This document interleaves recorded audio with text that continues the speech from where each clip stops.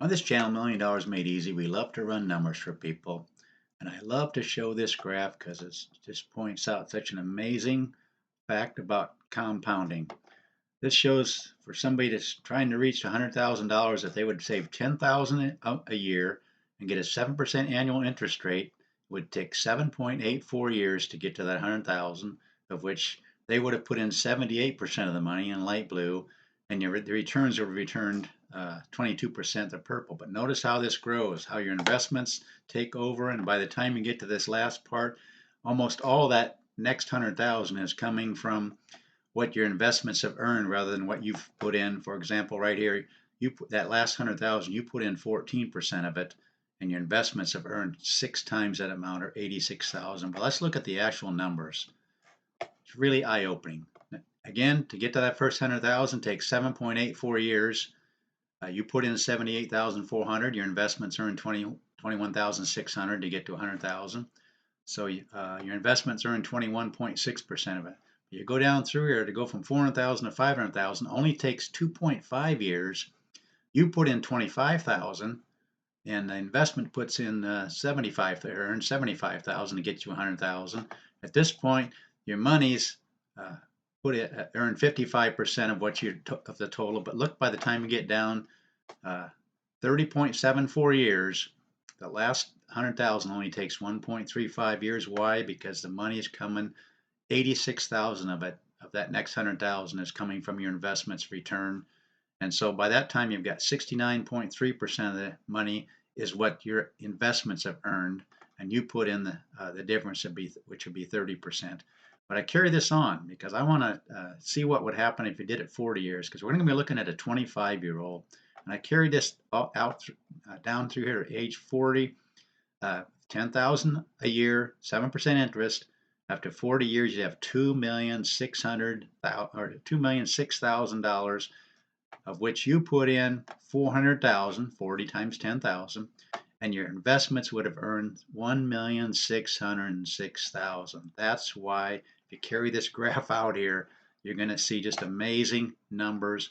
In fact, 80% of that $2 million is what your investments earned, and you put in 40,000. Well, let's go ahead and run some numbers for somebody. Let's look at somebody that's got 25 years, excuse me, he's 25 years old, and he wants to put in, let's see here, we're going to run the numbers. Somebody that's 25 years old, can't really afford 10,000 a year like we saw in this graph. That was 10,000 a year at 7% interest. We're going to do it 5,000 a year. So let's see what those numbers will look like. That'd be $417 a month. If you did that at 7% interest, after 40 years, you'd have $1 million.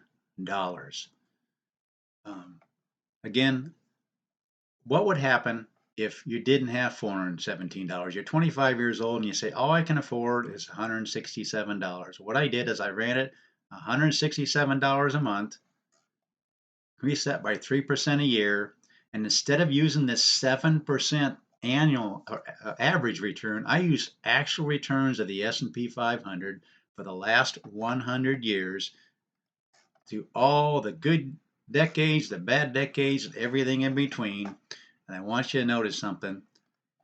Remember, the 7% gave you 988,000, but look at this, over a 40-year period, in the worst case scenario, only needing to save 167, not 417 like we saw with the 7% rule. And that was ending up being, let's see here, 998,000.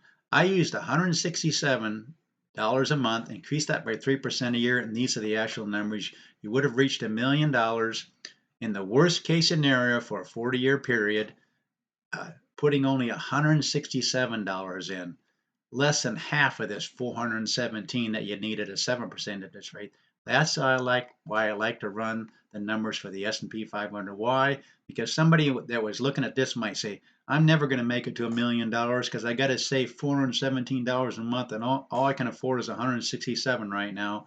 And if you do that and use the actual returns for the S&P 500, this is what you get. In the worst case scenario, you have $1,033,000. Median in this column is 1.570, and the best case scenario is 3.257. This is the actual breakdown. 100% of the time, putting in only 167,000, increasing that by 3% a year, you would get to $1 million. 62% of the time you get to 1.5 million, and 18% of the time in this column would be in gold. You get to $2 million. 417 a month, run it at 7%, or $167 a month, increasing that by 3% a year for 40 years. And it's a lot more doable. Somebody that's 27, first getting out of college, can't afford his 417, go ahead and go with a 167. That's only $2,000 a year, as opposed to 417 is $5,000 a year. But get it in there early. It may not seem like much, but look at this, what $167 a month can do over a 40-year period. Simply mind-boggling. But that's what we do on this channel. We run numbers for people. I just want to encourage them to get started young as possible, early as possible, and it doesn't take that much to reach $1,000,000 figures. We call this channel $1 Million Made Easy. Please consider subscribing. Please share this channel with your friends and family. Let them know there's a channel out there that'll run numbers for them, and like the video, and thanks for watching.